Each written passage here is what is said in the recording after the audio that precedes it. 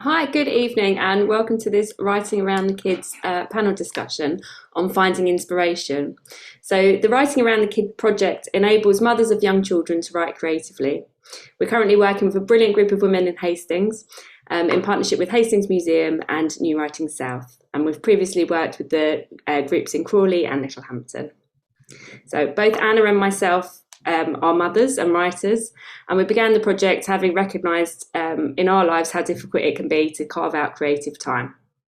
So I'm Sam Johnson. I'm a freelance writer with an MA in creative writing from the University of Brighton. I've been facilitating creative writing workshops since 2017, and I've got poetry published in anthologies, and I've had work performed in the Brighton Fringe Festival. And I'm slowly working on my first novel while juggling my kids. Hi. Hi, Sam. And hi, I'm Anna Jefferson. I'm a playwright and novelist. I've written for stage and screen since 2005.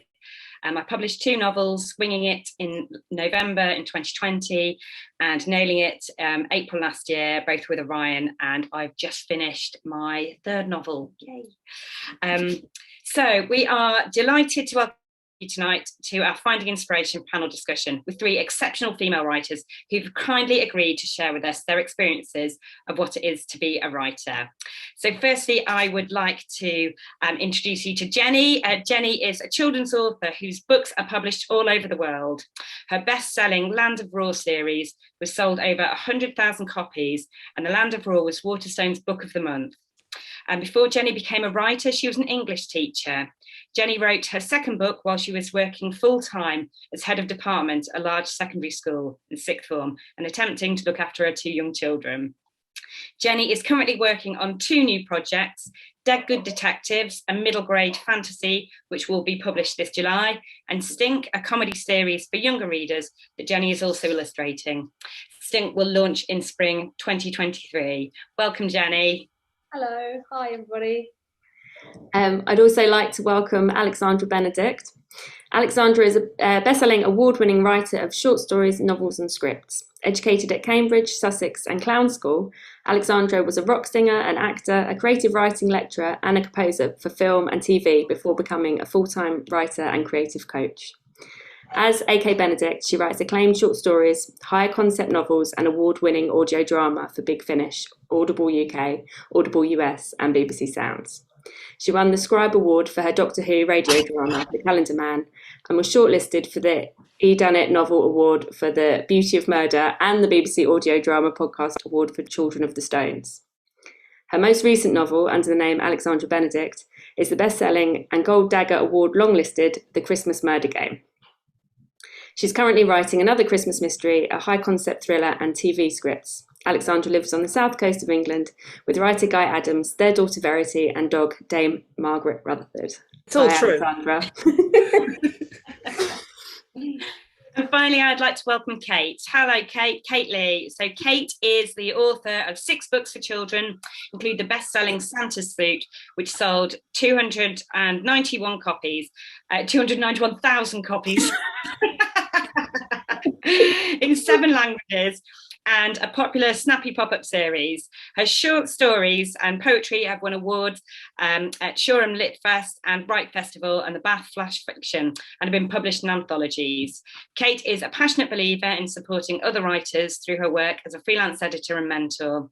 Having gone back to school to take a PhD in creative writing, Kate is no stranger to balancing creativity and family. As a carer, she understands that how writing can be therapeutic, especially following bereavement, but also the thing that may be squeezed out when life gets crazy. Kate, who lives in Shoreham, West Sussex, is currently writing a Greenway middle grade novel involving a curse, a shady scientist, and plenty of bees. As well as words, Kate is a lover of images and maps, and you'll find her drawing her ideas and encouraging others to do so too. So long as Rupert, her beloved but naughty puppy, doesn't get the paper first. Welcome, Kate. Hello. So we've asked all of our writers this evening to give us a little reading so that we can get a taste of their work before we start asking some questions. Jenny is going to read from The Good Detectives. In the seaside village of Fathom, Sid Jones loves hanging out in the graveyard with her best friend Zen. After a misunderstanding involving a Crunchy and a red gel pen, Sid accidentally summons a 300-year-old pirate ghost from the dead and opens the door to the halfway house, a magical inn full of lost souls from across the ages. Sid starts to solve the ghost's unfinished business until Old Scratch, the sinister innkeeper, discovers what she is up to. Old Scratch is desperate to keep hold of his ghosts and will do anything he can to stop Sid in her mission. It's very exciting. Could you just give us a little outline of the bit you're going to read so we can have an idea? Well, that fits in really nicely, actually, because, I just want to say I love maps too, Kate. It was really interesting you said that, because the bit I'm about to read, I've rammed in so many things I personally love, like graveyards, maps, crunchies, all into one scene. Red gel pens. As well. So the bit I'm about to read is Sid and Zen have been playing at the graveyard, and Zen's gone home, and Sid has noticed that there is a strange clump of ivy that she's never noticed before in the graveyard, and although she should go home, she decides to go and investigate. It's like story time, isn't it? You're comfy, you're snuggled up. Okay, let's go. I stand in front of the clump of ivy, then, with rain trickling down my neck, I push my hands into the leaves. My fingers brush against cobwebs and tangled stems. There must be spiders in here, but I keep going until my fingers touch something cold and hard. I feel a shiver of excitement. There's definitely something in there. I rip away the furry stems and glossy leaves until I can see a patch of stone. It has letters engraved on it, a K and an I, and numbers too. It's a headstone. The dark clouds are making it hard to see, but I'm not going anywhere until I know who this grave belongs to. I need to put it on my map. I tear away more leaves until I've uncovered the whole thing. It's taller than me and tilting so far to one side it's almost touching the sea wall. I feel a dip of disappointment when I realise it doesn't have a skull and crossbones engraved on it, but it does have a cherub's face and twined leaves and faded writing. I put my finger inside the first letter and I trace the words as I read them out loud. Here lies the body of Ezekiel Kitto, 1678, 1721. Long time he ploughed the ocean wide, his life was hard but free, and now in harbour, safe arrived, come home at last to me. It's nice, I think, like a poem. I just need to add Ezekiel's grave to my map, then I can go. My map is my hobby. Some 12-year-olds collect stickers or play football. Others, like Zen, build axolotl towns and Minecraft. But I spend my free time making a giant map of Fathom. I pull a Crunchy out of my rucksack, shove it on the grave, then find my pencil case. Next, I take my map out of its whole folder. It starts flapping in the wind, so I press it against Ezekiel's grave and find the place where I'm standing, right now. Just as I thought where the grave should be, I've drawn a bush. Before the rain can smudge anything, I rub out the bush and replace it with a headstone half the size of a baked bean. Then, using my brand new red gel pen, I add the initials EK. Just as I'm drawing the curly bit at the bottom of the K, lightning explodes from the sky. It lands so close that the hairs on my head stand on end and I get a massive whiff of sparklers. Definitely time to go. I put my map in its holder, shove everything in my bag, then run through the graveyard. But when I reach the gates, I skid to a stop. I've only gone and left my Crunchy on Ezekiel Kitto's grave. I'm about to go and get it when I hear a horrible scraping sound. It's like rocks being dragged over more rocks, and it's coming from inside the graveyard. I stare as the wind whips the trees backwards and forwards, and sheets of rain sweep over the grave, soaking my face. Then I hear it again. Scrape. It's coming from the mausoleum. I stare at the funny little building. It's like something from a fairy tale. Brambles cover the roof and stone creatures cling to the walls. Right now the gargoyles are peering at me through smooth, pupilless eyes. Some have tails, others snouts. All of them hold the crumbling walls with long, pointed fingers. Once the mausoleum had a door and a couple of windows, but these were bricked up years ago, and now all I can see are pale squares showing where they used to be. Of course, Zen and I have often wondered what's inside. Witches, ghosts, trolls. Really, we haven't got a clue. Scrape. With a jolt, I realise that a pinprick of light is gleaming on the front of the building. I wonder if someone's in the graveyard with me, shining a torch, but a look over my shoulder tells me I'm alone. And now the light is getting bigger. My heart thuds as I watch it shining in the darkness, stretching until it shows the outline of a door. But that can't be right. The mausoleum doesn't have a door. It has bricks and ivy covering those bricks. So why can I clearly see a door that's opening? And I'll stop there. Ooh, I only got this day before yesterday, actually, so it's really nice to be able to read from the actual copy. Brilliant, that's so exciting. When's it out? When's it coming out? Imminently. Yeah, Very soon. So, yeah, definitely soon. Brilliant, thanks. Thanks so much, Shani. So, a Writing Around the Kids exclusive. Thank you. I'm stumbling a bit. That's probably the first time I've done it. Well, it was, yes, thank you, a real treat. Okay, can we hear now from Kate? So Kate is going to be reading from The Bedtime Princess. So it's bedtime, but Princess Tilly just can't get to sleep. Her slippery, silky bedsheet, ribbons on her nightie, and itchy bed socks are all keeping her awake. Can Princess Tilly ever get comfy to go to sleep? Find out in this fabulous, fun, touch and feel story. Lovely. Over to you, Kate. That's a really different story from the one you just heard. It's really for extremely little children, so preschoolers, tiny ones. I'll try and hold it up so you can see. And as you'll gather, it's inspired by The Princess and the Pea, and this is The Bedtime Princess. Princess Tilly's all tucked up, but look, she's wide awake, sipping royal water and eating royal cake. It's time to sleep, the Queen announced. Look, it's dark outside.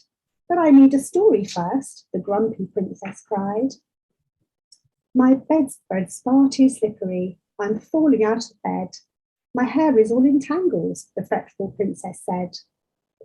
I need a cuddle, then a bath, another one, I mean. I'd better do my teeth again, they don't look very clean. These ribbons make me wriggle, these flounces make me sneeze. This is a naughty nightie, it's tickling my knees. Bed socks make my feet too hot. I'll take them off, I think, said Princess Tilly tetchily, and they're not even pink.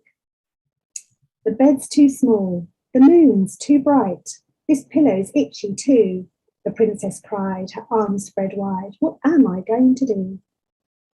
Just settle down and go to sleep. You'll manage if you try, said Princess Tilly's mother with a little royal sigh. But Teddy's lost, the princess wailed. That always makes me grumpy. I like my mattress nice and flat, but now my bed's all lumpy. I found my Ted, the princess said. She yawned and hugged him tight. Sleep well, the Queen said with a smile, and kissed them both good night. That's Princess Tilly, thank you. Lovely, thank you, Kate. So last reading is going to be from Alexandra, who's reading from The Christmas Murder Game. 12 clues, 12 keys, 12 days of Christmas. But who will survive until 12th night? Lily Armitage never intended to return to Endgame House, the grand family home where her mother died 21 Christmases ago, until she receives a letter from her aunt asking her to return to take part in an annual tradition, the Christmas game. The challenge? Solve 12 clues to find 12 keys. The prize? The deeds to the manor house. Lily has no desire to win the house, but her aunt makes one more promise. The clues will also reveal who really killed Lily's mother all those years ago. So, for the 12 days of Christmas, Lily must stay at Endgame House with her estranged cousins and unravel the riddles that hold the key not just to the family home, but to its darkest secrets. However, it soon becomes clear that her cousins all have their own reasons for wanting to win the house, and not all of them are playing fair. As a snowstorm cuts them off from the village, the game turns deadly. Soon, Lily realises that she is no longer fighting for an inheritance, but for her life.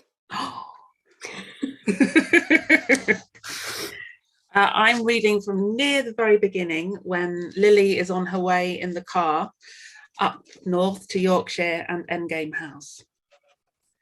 It's deep snow by the time she gets to the Dales. Not the picturesque kind of snow. Not soft flakes landing on the tongue like peppermint feathers. This is great gobbets of white hurtling towards the windscreen. Lily speeds up the wipers to double time, but it's still like driving into a vortex. She can't see where she's going, and that doesn't just apply to the snowstorm. The light's fading already. 2:30, and the sky is the cold, dark blue of flames tickling a Christmas pudding. The Yorkshire lanes don't help. Artery narrow, hedgerows encroaching on the road like bad cholesterol. And then there are the trees, whispering and shushing above her, head together, plotting. Last time Lily was on this road, she was going the other way. Aged 12, driven from Endgame House for what she thought was the last time. If Lily believed in ghosts, it'd be different. She'd have stalked its halls forever, trying to find her mother's spectre. But she doesn't believe in ghosts, or much else. As she drives round a corner, a deer rushes out. Slamming on the brakes, time treacles as she tries to stop the car from spinning into the bank. Greenery whirls around her. She hears a screech, but can't tell if it's from her, the wheels, or the deer. If this is it, the end, maybe it'd be easier to lift her hands from the wheel and close her eyes. No. She grips the wheel and steers away from the open arms of a tree. She has responsibilities now, and part of that involves returning to Endgame House. Driving away, the car coughs and sputters like it's got something in its throat. She pats the steering wheel. We can do this, she says. She hopes the car is more convinced than she is. Not far now, and it shouldn't be. The villages with their single cling-to pubs are getting further apart. Why are country houses plonked in the middle of nowhere? Probably because the resident laws owned the whole area and wanted to avoid the plebs. She imagines the one-time owners of Endgame House standing by the front door, looking out over their land from the top of the hill, tenant farmers far off below, worker bees kept at a distance so the Queen needn't be bothered by their buzzing. Lily prefers London, or any of the other cities she's lived in. There's always something to listen to, even if it's the sirens that sound as regularly as the chapel bell at Endgame House. And you're never cut off from people, at least not in the same way. She can choose to isolate herself in the city, hunker down with a sewing pattern, not seeing anyone for days. Here, snow doesn't give you a chance but to stay put. She used to love the snowy days at Endgame House, running around the maze, even more difficult to navigate in a whiteout, hearing the silence a snowstorm brings. Now the thought of being shut in with her family makes her throat constrict. Which is why when Aunt Liliana had first sent the invitation to Endgame House, Lily had turned it down. But then a month ago, Liliana died, and 2 days later, the letter arrived. Everything changed. Feelings she thought she'd stuffed down deep enough to never resurface had emerged like last year's gnarled and forgotten orange from the bottom of a stocking. Coming back to Endgame House, where it all started, would only make it much, much worse.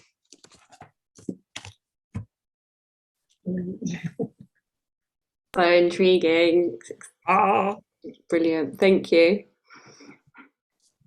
So we've collated some questions from the participants of our groups for the to get the discussions going this evening. But just to start us off quickly, we're just going to do a quick fire about what book would you love to read again, but as if you're reading it for the first time. So Kate, can I ask you that first? I've got two choices, if that's okay. One's adults and one's children's.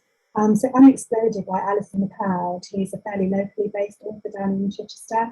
And the book is Second World War based, but it's very much deeply within Brighton. And I just found it completely fascinating to look at a city that I know quite well through a different pair of eyes. So I really enjoyed that novel. I think it's wonderful. And then a book I've read really recently by a writer called Carol Lewis, who called Seed, which is a fantastic achievement. It's got a sort of an eco theme, and it does so much more in it, and it just completely blew me away. So yes. Please. Brilliant, thank you. Jenny, how about you? I was trying to think something original, but I'm just going to have to go with the honest answer, which was the only book I've ever stayed awake all night to read. When I was 17, I couldn't stop reading Jane Eyre. So I went to sixth form very late the next day because I couldn't put it down. I can't explain why, but I still, I've read it again a couple of times, but it hasn't had the power the first time I read it, when it was as though I was walking alongside her every step of the way. Brilliant, thank you. And Alexandra? Well, Jane Eyre was one of the ones that was a contender, as was Great Expectations and Wuthering Heights. But I went with my instinct, which would be The Secret History by Donna Tartt, which I also read when I was 16, and I was doing classics A-level and reading about these students studying classics and getting up to all kinds of interesting activities, feeling very young and alive. And I stayed up all night reading that. And I think it's always there underneath in some of my stories. And so I'd love to read it again without knowing anything about it. Yeah, there's something wonderful about that kind of absolute, it kind of takes over everything, takes over your thoughts, and while you're doing something else, you're just desperate to get back to the book that you're reading. Thank you all for sharing those. So as Sam said before, we have asked some of our writers in our writing groups if there are any questions for you, which we've collated, but also for anybody else who is listening and has a question, please pop it in the Q&A at the bottom, and Sam and I will try and get to them as we're going along. But as tonight's evening is around writing and inspiration, let's just go straight in with the theme of inspiration. So to ask all of you where you find yours, I'll just start off with one of you, but please all, kind of dive in. So Alexandra, can I ask you, where do you find your inspiration? Well, you can see some of it behind me. I have over 1,000 little perfume oil vials, and they come in, I'll pick one up here.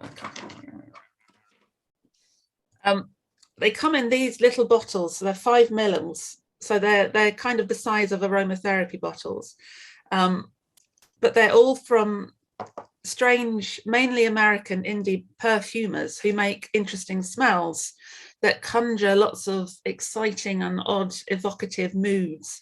So this one is called Clove Cigarettes by Black Phoenix Alchemy Lab. And so when I smell this, I'm taken back to when I was 16 and in a goth club. And so when I want to feel like that, or I want to conjure that, the feeling of smoke all around you and you're dancing and you don't quite know what's going to happen with the night, I'll smell that. Or this one is called Sugar Cookie. So I have that around at Christmas when I'm writing my Christmas books in the middle of summer, which I'm finishing my next one now. And I will just have a little ingredients list for something I'm writing and then just start sniffing it, which gets me rolling. The hardest bit for me is getting started. So if I can just sniff a few things, then I take myself to that place and I can get started. That's incredible, because I know that sometimes people listen to music to be able to somewhere, but the smell is just such a powerful sense. Can I just ask, while you're talking about that, what's the most unusual smell you've got in a bottle behind you? And that is really, really hard. Graveyard dirt's quite unusual, but there's also things like a clown's noise, or things that, because I'm synesthetic, so I hear. Oh, you're nodding there. Are you also synesthetic? Hello. I'm not, but we had on International Women's Day, one of our panelists. Synesthetic. Marvelous.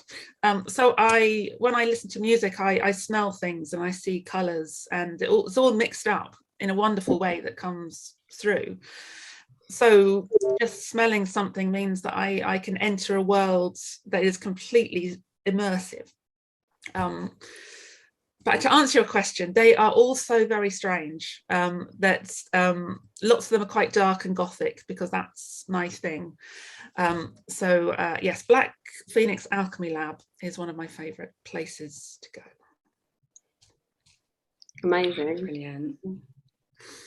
It's so interesting, Alexandra, hearing you saying that your hardest thing is to get started, because I'm the opposite of that, and my hardest thing is to get finished.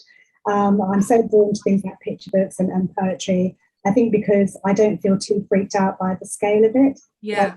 Like some longer works, and the thing for me is actually getting to the end. But I had a fantastic piece of advice for another writer that Anna knows, Lou Tonda, who's also a creative writing tutor as well as a novelist, which was, you don't have to write it in order. So why not do it in a patchwork sense? And the book I'm writing at the moment, which I've nearly finished, I've written the end, but I haven't written all of the middle. And I found that such a freeing technique, because you feel, yes, I've written the words, the end, and now I can fill in the other bits as I go. So yes, it's interesting. We're complete opposites in that regard. I can get started on lots of things, but it's the actual sitting down at the desk and letting the words come out that I often find really tricky. I'm autistic with ADHD, which doesn't help, but I think most writers, one of these two things is an area that is always an issue, particularly when time is there, just ticking constantly, and the child is about to return home.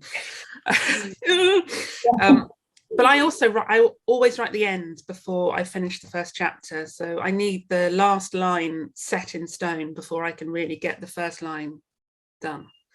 How interesting. How about you, Jenny? Does any I do work in a very different way in terms of... I think when I wrote my first book, and I had to do that, I did that. I took 2 days. I was teaching full time then, and I took 2 days off a week to finish the book, if you like. I just come back from traveling, and that was before I had children, and I still had to make the most of those 2 days. So I did always play the same album and burn oils, and then get my head in the idea that I was writing. But actually, I think the thing that's probably inspired me the most, right, have been my children, because I finished that book when I was on my due date, my first baby. I finished writing it, and I waddled to the post office and I posted it, because that was how long ago it was. I had to print out hard copies.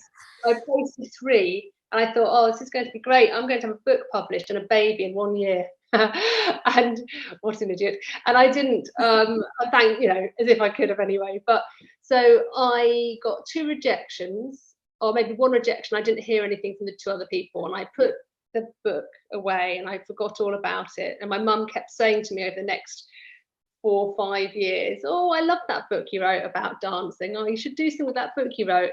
And then when my daughters started to read properly, so when the youngest one was about a year old and the oldest one was 4, that's when I really started to read more chapter books. And the older one was reading a lot of Fairy Meadows. Is it Daisy Meadows? Who isn't real, but so those fairy books, they're very generic, and I thought I really, she loved them. It was great, she was enjoying them, but I wanted to write a book. I suddenly wanted to go back to that book I'd written and put in a lot more action for the girls. I wanted a really action-packed book for girls, and then I returned to it. So from writing the book to getting it published, it took me 8 years. And I don't think I could have ever have done it if I hadn't had my children. So although they stopped me from writing, they also made me write. And again, I suppose Land of Raw is all about playing. And the reason I can write about playing, a lot of it's from my memory, my love of playing, but it's from sitting for hours and hours on a bedroom floor, trying to stay awake. That 4 o'clock in the afternoon point when you just have to be like, eat cake, something to get your throat. And playing, and my daughter had made a little Lego tower, and she said, now I'm going to get inside it. It was a castle. She tried to climb inside this castle, which obviously didn't work because the castle was about that big and she was a human, and I thought it would be great to get inside your game. So I think that they are continually, and this book is about having a lot of anxiety, and my daughter's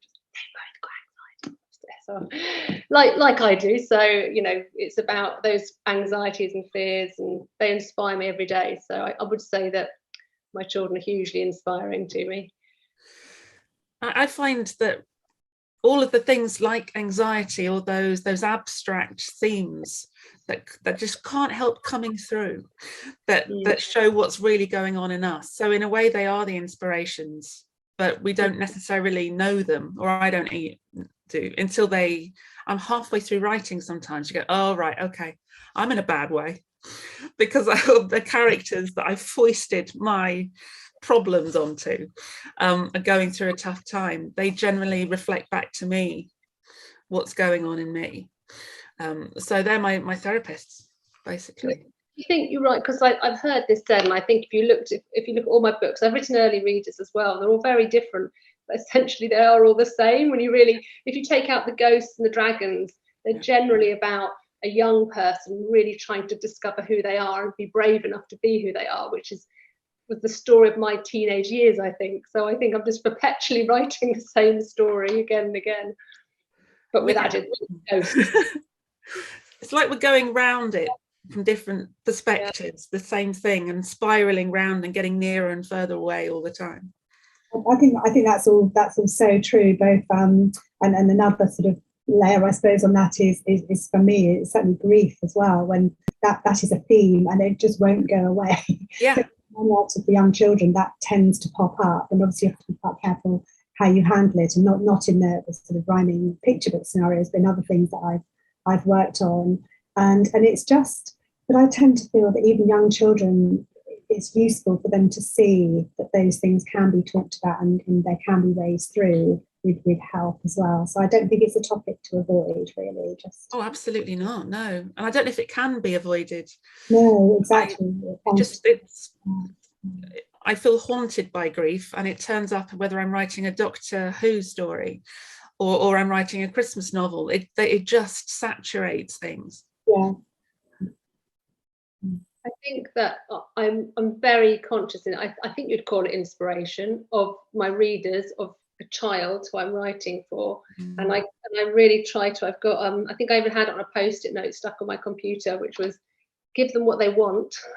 It was when I wrote The Land of Raw, because I really didn't want. I wanted no holds barred. I didn't want to be worrying about what parents or librarians or teachers would think. I was just trying to think, what do they want?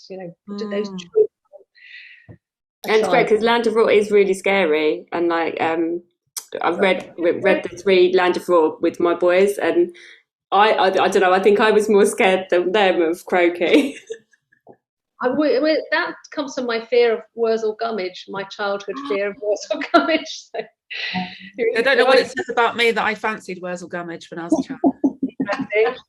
And the Crowman. And Aunt Sally. What inspires me just for the sort of younger end as well is, I think one of the reasons I like to write in rhyme, and I'm so conscious of a picture book as things you can share with a child, and I always look on it as an art form and a sort of an interactive thing. So the text is obviously only one element of that. And I feel so strongly, passionately really about little children having, if they're lucky, having those opportunities to sit on someone's lap and be completely immersed. So I think that's something I feel really inspired by. And I just love the thought that a little person might be poring over that book, like you said, with their fingers and really sort of exploring it in that way hopefully with a loving and interested adult, whether that's a teacher or a carer or a parent or whoever. So that really inspires me to write. I know we've got a few of our participants who have kind of started writing sort of picture book-esque style, and so just kind of on their behalf talk the idea of the illustration. So do you write it with the illustrations in mind, or do the illustrations happen completely separately? They tend to come later, because usually what would happen would be a publisher would pair a text that they really like with the right illustrator for lots of different reasons, things like tone, what's happening in the market, who's available, all sorts of different things. But what they really look for is that sort of perfect creative pairing. And I find that the illustrator brings so much more to those illustrators, particularly in terms of humour and even things like irony and what's really happening, all those sorts of things. So it's one of those really lovely things that an illustrator can really help to bring the story to life as well. Yeah. And Jenny, the book you're working on, you're doing your own illustrations. So how's that going? Does that feel like quite a different way of working? I'm sorry, I'm such a dog. I can't believe it. I was just, it is my that was my childhood dream, and I'm quite nervous about it. What the reason? I mean, I've always loved art, and I've always been able to draw, but there's a big difference between being able to draw one-off pictures and be able to replicate them in a consistent enough style to illustrate a book. But my daughter got earned by doing hundreds of jobs for me during lockdown, a pen, an Apple pen, so she could draw on an iPad. She got paid about 20p for each job, so you can work out how long it took. And the second I used it, I was like, if I'd known how good it was, I'd have just bought one. This is amazing. So I was able, because I used something called Procreate, which is this incredible program, which it costs £20. It's an app basically, I think, and it's just amazing. But because I was using drawing, I do draw as well by hand, but I tend to sketch on the iPad now. I was able to improve what I was doing so quickly. And you're talking about having enough time to get, generally speaking, I think it's true that I got good enough to write and good enough to draw by doing it loads and loads and loads and practicing it loads and loads and loads. And the problem with you've got children is, do you have enough time to do that? So the iPad was fantastic because I could draw one face, say, and then I could just practice the eyes again and again, remove the eyes, try new eyes, rather than having to draw the whole face again and again. But it's been amazing. I'm absolutely loving it. I particularly like it now because I have it is really fascinating, because obviously until now I've always worked with an illustrator, and now I'm getting to work with the designer and be the illustrator. But I have the page layouts at the back of my screen, and then I draw over the top so I can sort of see the page coming to life as I'm drawing it. It's very exciting. And I can make and what you were saying, there is such a relationship, isn't it? The pictures really make the words come to life and vice versa. And the problem was the sort of book I wanted to write, which was like Diary of a Wimpy Kid, so really heavily illustrated. It's very hard to get an illustrator to commit to doing a series of books with another writer with that many pictures, because it probably end up being around 300 pictures. So that's why I suspect you often get author illustrators doing those sort of books. But all right, when I sit there, I love it so much. I make myself do my writing in the morning, and I don't stop till I've done 1,000 words. 1,000 pounds, very good. And then in the afternoon I draw, and I'm like this. Is this a new way of working then, Jenny? Are you going to? Will you illustrate future books then? Is this? Well, I mean, I think at least 3. We'll have to see if they sell or not. I don't think I'm going to stop. So even if this wasn't successful, I would keep going, I suspect, because I love it. It makes me so happy. Alexandra, I had a quick question for you actually, in terms of, I was thinking around kind of inspiration and the things that make us kind of alive while writing, and obviously you have written a book based on set at Christmas time. Yes. You're now writing a novel again set at Christmas. What is it about Christmas that inspires you, and how? I feel like we've got a little insight into how you can take yourself there with some of the smells, but why is Christmas so special, or a place for you to write? I love Christmas very much. I am an extreme Christmasaholic and a Halloweenaholic. That time of year, September to December inclusive, is the best. The rest of the year I just go through, try not to think about it, but that part of the year I love. And the smells, the tastes, there's probably some childhood stuff there where there's magic, but then I bring death to it, so you've got to wonder about that as well. I think it's the combination of the feeling of possibilities, and also at a time of great darkness, so balancing this light and the dark, I think is fascinating. And I like to try and prise open what goes on with people's fascination with darkness and light, and the darkness in light. I also really like Christmas songs. I like Christmas songs as well. Yeah. And we've just had a question in relation to that for you, Alexandra, which is, if a key scene happens at Christmas, does that limit the appeal and timing of when a book's launched? Absolutely, completely. So I was approached to write The Christmas Murder Game by an editor who liked my previous novels and who wanted a Christmas crime book to come out. That was Bonnier at the time. And she said, we really want a Christmas crime book, and we want a game of some kind, and you like games, you're clever, you do stuff, do one of those for me now. I went, okay, cool. She said, I want Christmas, I want Cluedo, I want a country house. All right. And then I came up with the rest, because she knew I love Christmas and all of that kind of geeky stuff.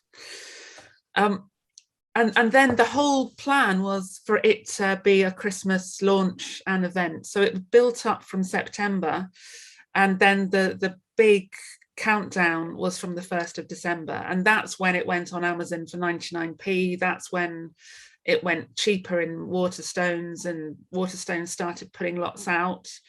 So it's really highly targeted for that time of year, with the aim to sell a lot in that November, December, because it's not going to sell at any other time of the year. It's just, but as long as it sells enough at that point, then it's okay, which it did enough to then they said, can we have another one? And another publisher said, we want that as well. So there was a little auction for a Christmas book. So as long as it gets the sales and marketing and PR support, you can make a seasonal book still sell. But it is a risk, because you are limiting that market, obviously. So I have to hedge my bets and write other things that will come out at different times. So any, like Jenny and Kate, are there other things that influence your writing in that way, whether it be kind of seasonal or other? Are there things that kind of have kind of pushed your writing in a direction like that? I think, I mean, I was interested actually, because I was wondering about, because Alexandra's obviously written a lot of different things, and Kate, you have as well. And for the thing that, this isn't really answering your question, but it sort of is. For me, when I started writing, I think it took me, because before I wrote my first book, the one that became First Dance, my first book, I spent years trying to write this very serious book, about a literary book about in between the war years, and about finding your voice, and how sometimes the book you want to write isn't necessarily the book you are able to write. And sometimes it took, and in the moment I started writing first person as a 13-year-old girl, I was off. It was just like, oh, thank goodness, you're phewy. So in a way, I'm definitely influenced in terms of what I write by what I can write, but that is, with experience, that is getting broader, and I'm able to do more and more. I will think, is this a commercial idea? There are no guarantees. This is one of the hardest thing about writing, especially coming from teaching, where if you worked hard, you were rewarded with your students doing well and being happy. With writing, it's not the same. There aren't really guarantees that you can work really hard, and you won't know if it's going to do well or not.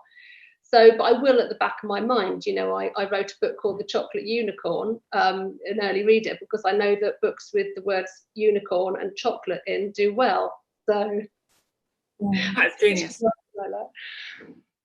It's really interesting. I sometimes feel that I get inspiration from so many different places. It might just be a phrase I've heard, or just a little snippet. I'm often inspired by things like that. I've written a chapter book for sort of 7 to 9-year-olds called Giant Footsteps, inspired by that game that children play, where they're seeing how big they can. And so I made that into sort of almost like a literal thing, and I've got a giant in it that takes big, heavy steps, and it all sort of develops from there. So for me, it's often just little snippets, in particular when my children are little, things they would say, and things that tended to be quite an inspiration.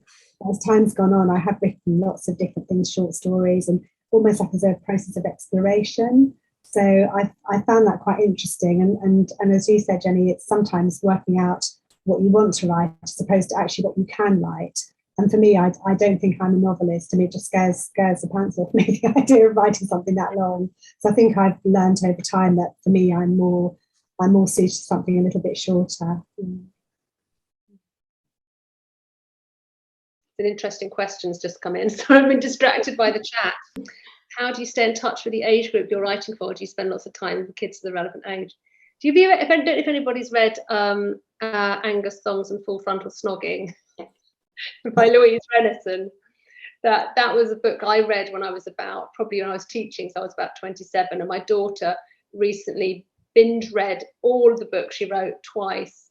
So when Louise Renison wrote these books, I believe she was in her 50s, and some of them she wrote in her 60s. You would not, you would think they had been penned by a 13-year-old girl. They are incredible. So, and she said that she once tried to do some research, and she asked some teenagers she knew what their words were for kissing, and they all said different things. So she just decided to stick with what she had used when she was a child. So I think I did stop writing for teenagers and moved down to middle grade.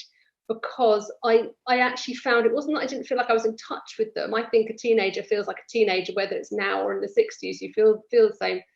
But I'm not particularly interested in technology, and I find it quite boring, and it's such a part of a lot of teenagers' lives that I didn't really want to write stories that involved it. So but I don't worry too much about staying in touch. I don't know about everybody else. Just guess they'll want to hear what I've got to say. And I guess when it's kind of fantasy, it's not, you don't have to be in touch really anyway. No, it out. Well, they'd probably like to stay in touch with graveyards like me.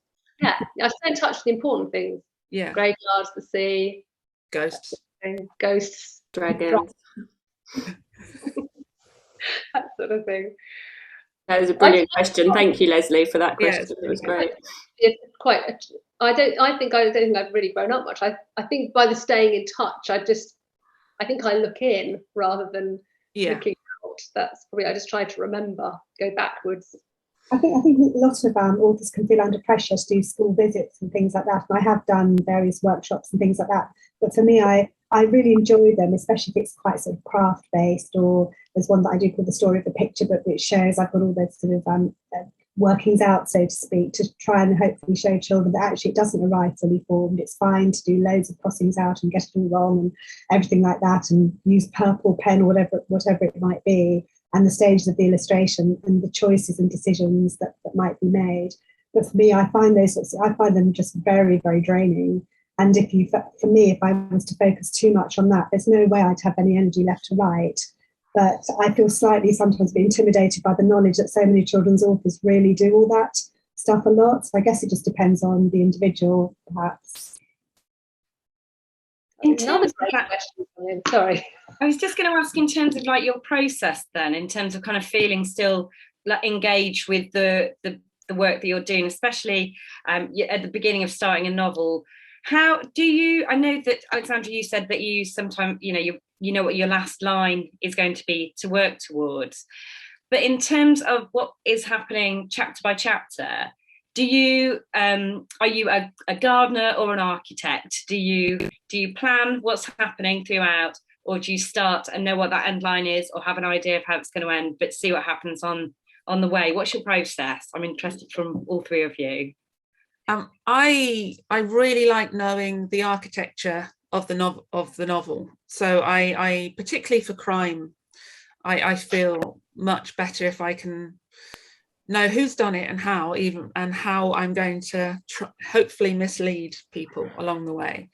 So I work backwards sometimes from where I want it to end up and then move back. But I always know the really key scenes and 5 key moments in the book that will hold it up. And I sometimes do more of a chapter by chapter or set of a sequence. I probably know all 8 sequences in a book that's going to be there. And I use, I don't know if you know Alexandra Sokolov's Stealing Hollywood book. Yeah. It's absolutely brilliant on structure, and looks at films and how they're put together and applies it to writing a novel. And so I always come back, if I've got a problem with plotting when I've written the first draft, I go, okay, have I hit these beats along the way? But on the other hand, if I do too much plotting, then I lose interest in the story and I stop writing it. So I have to leave myself enough playroom for me to have fun as well, and to let the characters do what they're going to do within a certain remit. That's my process. Yeah, and I wondered, Jenny, as well, thinking in terms of, especially if you're the book you're illustrating as well, how does that work in terms of planning? What I did was, when I first wrote it, I didn't know, I had a little inkling I wanted to write it, illustrate it. I didn't know if they'd let me. So I would just put, I think I'd in the notes on the Word document, I would say what the illustrations I envisaged would be. That was when I started to realise I'd need to illustrate it myself, because I thought no one's going to follow my instructions like this. But that's why I disappeared. I've got I can tell you very quickly how I plan. I've only got it all. Oh. So I have a little idea. So it's something I think tickles me so much. I want to write it. So the Dead Good Detectives was, I was camping in Dorset, and I found out about this supposed pirate graveyard, and I thought, wouldn't it be really funny, I suppose, if a very, very shy and anxious girl accidentally released this huge, essentially frightening pirate ghost, and then had to get rid of him. And then that will grow in my head. I just keep it there, and I'm sure everybody does the same thing. I'll often have 5 stories, and I can dip in and out of them, and they grow and they grow and they grow.